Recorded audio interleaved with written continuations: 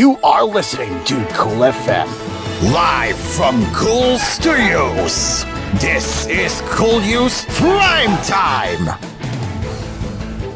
Good evening, Luzon, Visayas, and Mindanao. From the station that cares for you. This is Cool FM. I'm Stephen, the one that does solo for this edition on koolNews Primetime.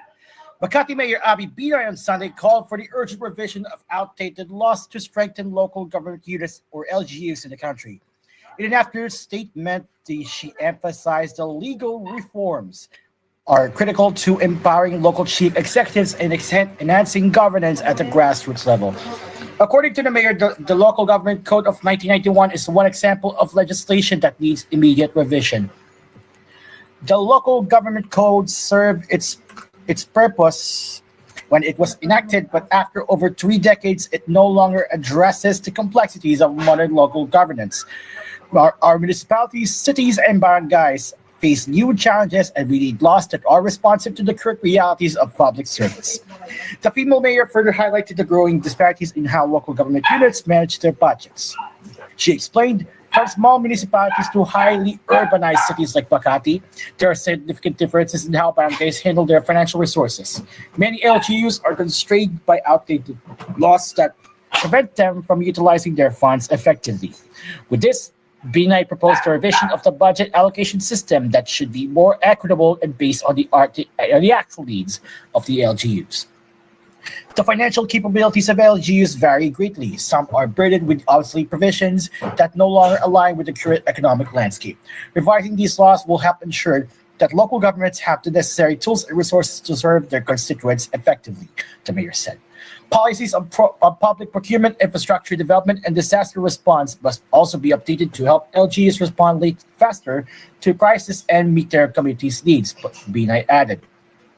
Our local governments are on the front lines of public service, and it is imperative that we shall modernize our legal framework to support their initiatives, she remarked.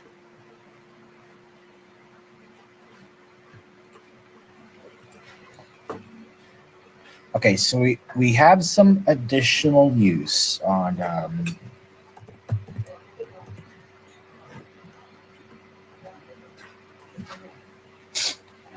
but before we go ahead to more headlines today, Tropical Cyclone Julian intensified into a typhoon Sunday afternoon, and it's forecast to bring fierce winds and high waves over many coastal areas in northern Luzon, the State Weather Service said. The typhoon Julian picked up speed and gained power as it approached the northernmost provinces of Luzon. The cyclone is now packing maximum sustained winds of 120 kilometers per hour near the center, according to Pag-asa's 2 p.m. weather bulletin. Julian may still intensify as it roars towards Batanes and Babuyan Islands and could reach the super typhoon category, the weather bureau warned. Julian was located 275 kilometers east of Calayan Town in Cagayan at 1 p.m. and generally tracked a west-northwestward path. It is forecast to accelerate north to northeastward over the waters east of Taiwan on Tuesday afternoon. Tropical Cyclone Wind number 3 remained hoisted over the northeastern portion of Babuyan Islands, where powerful winds expected in at least 18 hours could destroy lightly built houses and knock down power. Tropical Cyclone Wind Signal number 2, meanwhile, has been raised over areas including Batanes, mainland Cagayan, the rest of Babuyan Islands, Apayao, and the northern and central portions of Ilocos Norte. The areas are advised to prepare for strong winds that can unroof nipa and kogon houses and blow down trees. Tropical Cyclone Wind Signal number 1 has been raised over the rest of Ilocos Norte, Ilocos Sur, the north portion of La Union, Abra, Kalinga, Ifugao, Mountain Province, the northern and central portions of Benguet, Isabela, Nueva Vizcaya, Quirino, and the northern and central portions of Aurora. Areas under the tropical cyclone wind signals are still under heavy rainfall warnings, which means flooding and rain-induced landslides are also possible, Pag-asa said. It added that the wind signal number 4 is still the highest signal that could be raised as Julian inflicts severe weather conditions in the northern Luzon. Extreme sea conditions are still predicted over the seaboards of Batanes and Babuyan Islands, where waves could reach up to 9 meters and 7 meters respectively. Pag-asa advised mariners and fishermen in the areas to avoid venturing out to sea amid the lashing winds. The weather agency also said the wind flow coming towards the circulation of Typhoon Julian could also unleash strong to gale force gusts over Aurora, Zambales, Bataan, Quezon, Pangasinan, Calabarzon, Romblon, and Bicol region. Former rebels have condemned acts of violence of the Communist Party of the Philippines, New People's Army, National Democratic Front, and expressed willingness to work with the government in attaining peace. The former rebels made the commitment in a two-page manifesto titled "A Call for Unity, Progress, and Collective Healing." The National Task Force to End Local Communist Armed Conflict said in a news release. The manifesto read, "Our decision to condemn armed struggle does not mean abandoning our principles. We do not turn our backs on the fight for social justice. Instead, we embrace a new approach to struggle, one that aligns with the rule of law and the collaboration among all sectors of the society." The manifesto was signed at the La Bresa Hotel in Quezon City during the culmination of the National Peace Advocates Summit 2024. Ernesto Torres Jr. said the NTF LCAC Executive Director Undersecretary is a powerful declaration for those who have walked the path of conflict, now committed to forging a new way forward for themselves and for future generations. It also serves as a guiding document for the anti-insurgency body in implementing programs and initiatives that support the reintegration of former rebels.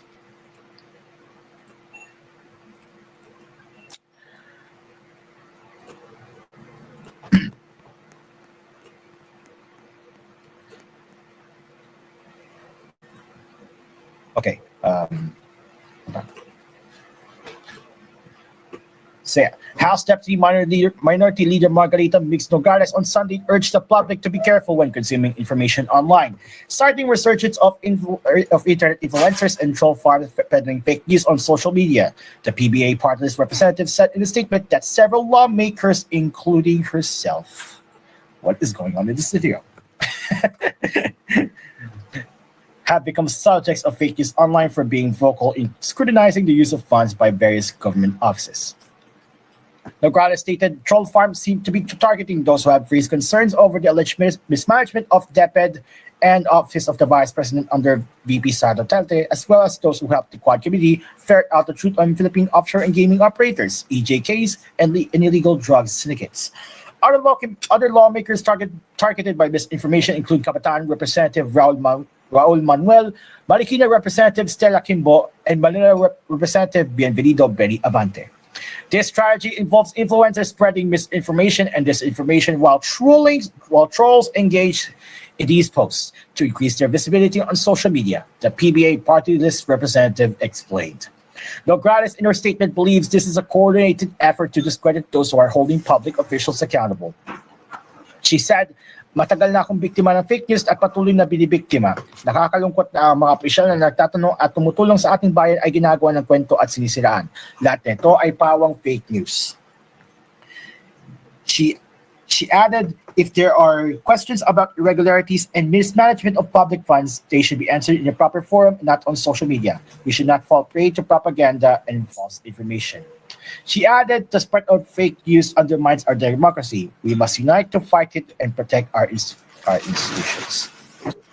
Nograles continues to urge all sectors to work collectively in combating the spread of false information in the country. She also encouraged the public to avoid sharing unverified content online. But before we go on to the break, Mista of slain ex-PCSO executive Barayuga lauded the Quad Committee probers. Caloocan's Mayor Along Malapitan seeks re-election for the 2025 polls. In the global news, the IDF captures the Hezbollah chiefs alongside Nasrallah. For the entertainment news, Michelle D. dismayed after the car theft by acquaintance. We will be right back after a short break. It is now a minute before 9:10 p.m.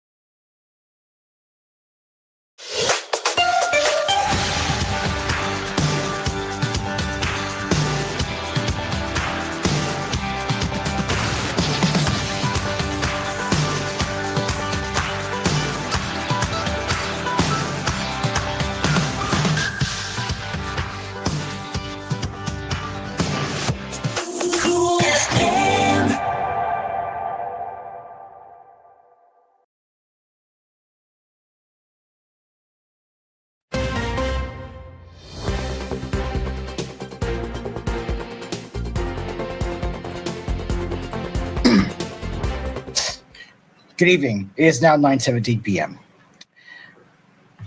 Okay, so members of the Philippine Military Academy Matikas class of 1983 commended the House of Representatives Quad Committee for conducting hearing to the that led to the identification of the alleged masterminds behind the killing of their Mista or batchmate Westy Balayoga in July 2020.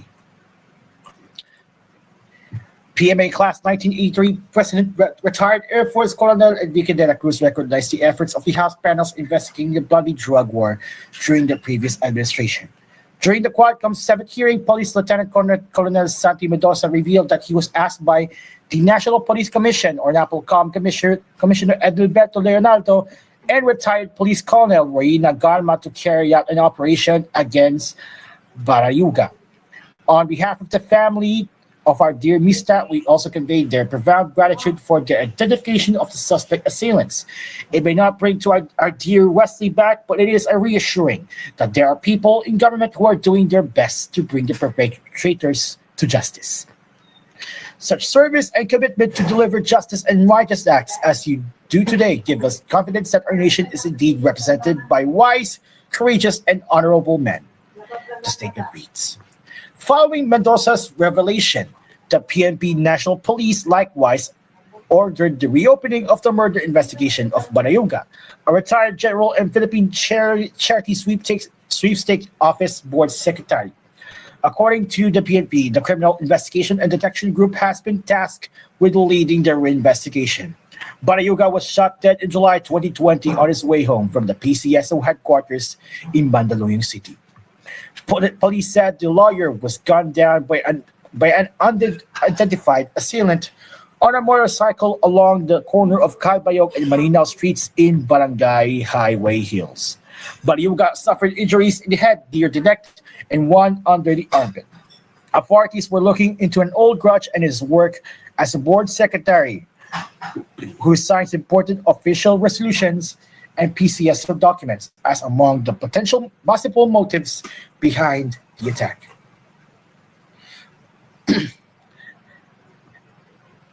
As the competition for Caloocan mayoral bid continues, Mayor Dale Gonzalo Along Malapitan has declared his intention to run as a Caloocan City Mayor anew in the upcoming 2025 elections. Malapitan made the announcement on Saturday during an event at Caloocan Sports Complex, which was attended by Interior Secretary Benhur Abalos, Makati Mayor Abby Biday, Senator Amy Marcos, Senator Francis Tolentino, and Congresswoman Camille Villar. Malapitan likewise expresses gratitude to his constituents for their continued trust and support for the very start of his public service career, and acknowledged their contributions in the fulfillment of the promises he made during his first term as a city mayor. The mayor said in a statement on Sunday, ang mga pangako at plataforma ko noon, tinitiyak ko na lahat ng ito ay natupad at napapakinabangan ng mga batang kankalunot ngayon. Dahil na rin po sa kanilang pagtitiwala sa ating administrasyon, sa loob lamang ng isang termino ay naramdaman ng lahat ng taga-Caloocan ang aksyon at malasakit na ating ipinangako. Aside from Malapitan, former Senator Antonio Trillanes also announced his candidacy for Caloocan Mayor in upcoming polls last September 14. Trillanes took his oath as a member of Acción Democrático in July this year. The former senator is an ex-Navy officer. He graduated cum laude from the Marilag class of 1995 of the Philippine Military Academy in Baguio City. As we go on to the global news, in Friday's strike on Hezbollah's stronghold in Beirut, some 20 commanders were killed together with Hassan Nasrallah, the Israeli military said on Sunday. The IDF spokesperson said more than 20 other terrorists were eliminated of various ranks who gathered in the underground headquarters in Beirut under a civilian building, and from there they managed, planned, led, and commanded the fighting against the State of Israel. Among the executives were eliminated Ibrahim Hossein Jazidi, the head of Nasrallah's security unit, Samir Tawfiq Div, Nasrallah's advisor for many years, among other things, on terrorism matters. Abdel Amil Muhammad Sablini, responsible for building the strength of the terrorist organization Hezbollah. Ali Nav Ayub, responsible for fire management in the Hezbollah terrorist organization. The IDF, the Israeli Defense Defense Forces, the Israel Defense Forces also published the footage showing that Hezbollah underground command center was located in a close proximity to a UN school.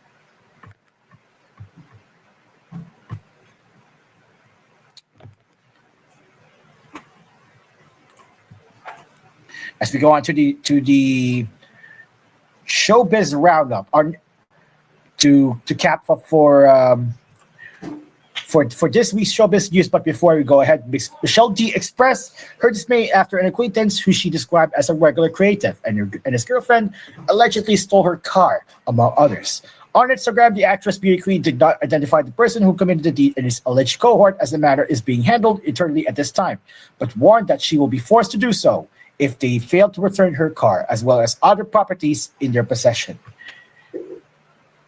The Miss Universe Philippines 2023 title holder said the recent incident was a disappointing experience for her. It's honestly so unfortunate.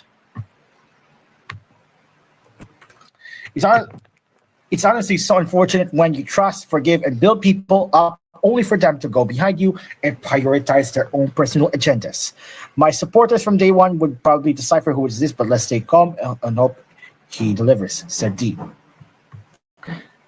She further added, I'm currently handling this internally, but if my deliverables, properties, and that are under their possession materials that undersigned valued storage are returned, then my hand will be forced to take their names and this story to the press. D reiterated that professionalism and proper communication are important for her, as she reminds her fans to be careful with the people they trust. D, who is currently in France for Paris Fashion Week, earlier made headlines after revealing that she received her Miss Universe 2023 Voice for Change Award after almost a year of waiting. Despite the delay, she took the incident in stride as she shared her $12,000, or roughly 664,000 pesos in current exchange price, with the Autism Society Philippines. As we round up for this week, Arnel Pineda asked his fans and that of the American rock band Journey to help him decide whether to leave or stay in the band after his poor performance in the Rock in Rio Music Festival in Brazil that went viral on social media. Meanwhile, Kim Atienza's daughter, Eman Atienza, is on the brunt of backlash after a now deleted video of herself, friends, and Miss World Philippines 2024 Krishna Gavides went viral, which featured them in a guest the bill clip of their 133,000 pesos worth of dinner.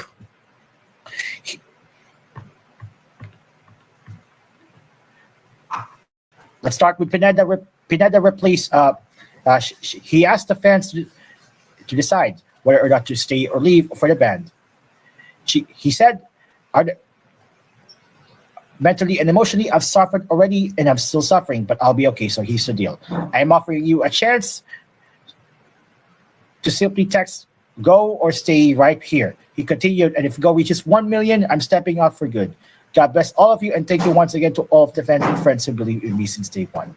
Pineda replaced Steve Very as a vocalist of Journey in 2008 after answering an email from the band guitarist Neil Scon. The feud started in 2023. Pineda was accused by Scon and his wife of ditching the idea of bringing back the rock band's founding member and vocalist Greg Rowley for their celebratory tour. The feud started in November 2022 after Scon was involved in a legal dispute with Kane, which led to Pineda making cryptic posts 3 months later, hinting that he was unhappy with the treatment within the band. The daughter of Kim Atienza addressed the criticisms all over the 133,000 pesos worth dinner in the Guest to Bill video. She was seen dining with Miss World Philippines Krishna Gravidas and her friends.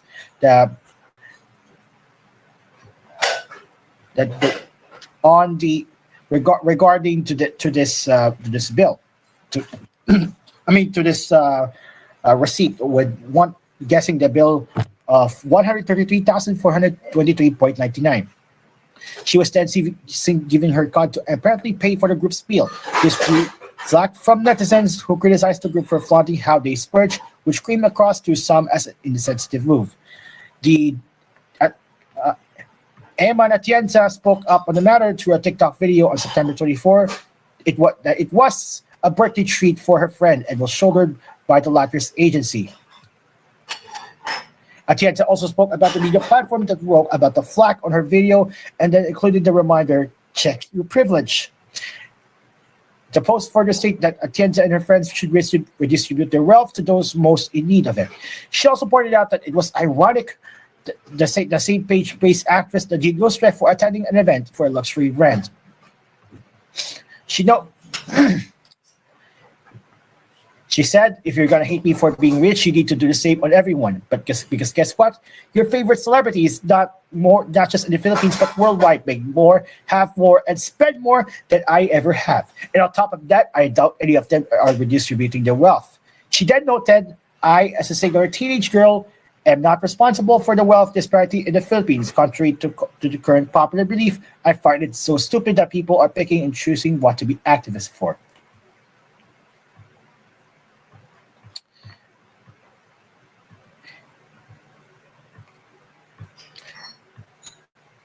And meanwhile, Krishna Gravides was being rallied amid her involvement in the controversial Gesta bill. He claimed the video in question does not reflect the Krishna's true character or the value she uploads. What's transpired was a light-hearted moment among friends meant to be shared in private. The Miss World Philippines organization said in a statement, unfortunately, it was uploaded without her consent, leading to misunderstandings about her intentions. The beauty queen's answer was closest to the total bill, worth 133,423.99, and she was filmed handing out her credit card. Gravides, who is in July, was crowned as the Philippines representative in the 72nd Miss World pageant, also addressed the issue on social media, saying she's taking full responsibility for her actions. The beauty queen further reiterated her earlier claims that she was a mere invited guest and had no involvement in the choice of venue or handling the bill.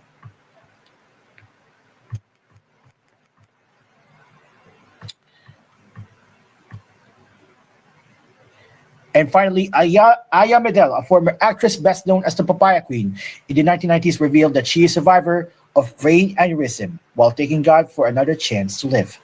The actor turned chef recalled her bout with brain aneurysm on Facebook in September 21.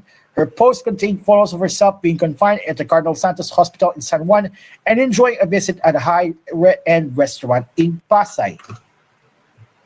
Medel considered herself as one of the lucky few who survived the condition while acknowledging God for a second chance at life. A brain aneurysm is caused by bulge-out artery in the brain, which puts pressure on the nerves and brain tissue, per the U.S. National Institute of Neurological Disorders and Stroke. This leads to hemorrhagic stroke, trauma, and death. Medel started her entertainment career as a model before starring in sexy films. She also appeared in episodes of MMK, Magpakailaman, as well as Esperanza, and Sa Puso Ko'y Iingatan Ka. Of course, because we are running out of time, we will not conclude this edition with the verse of the day from BibleGateway.com and PCFB Vanilla, John chapter 3, verse 20 to 21. For everyone who does wicked things hates the light and does not come to the light, lest his works should be exposed. But whoever does what is true comes to light, so that it may be clearly seen that his works have been carried out in God. Ladies and gentlemen, it is now 9:32 p.m. Philippine Standard Time, and we have just overtime for this for this edition but don't worry, guys. Coming up here is we have TCP in the house tonight as he leads us for a night of music here on Cool FM. The koolNews resumes tomorrow at 12 p.m. Philippine Standard Time. I'm Stephen Wanag del Sol. Take care and God bless the Republic of the Philippines.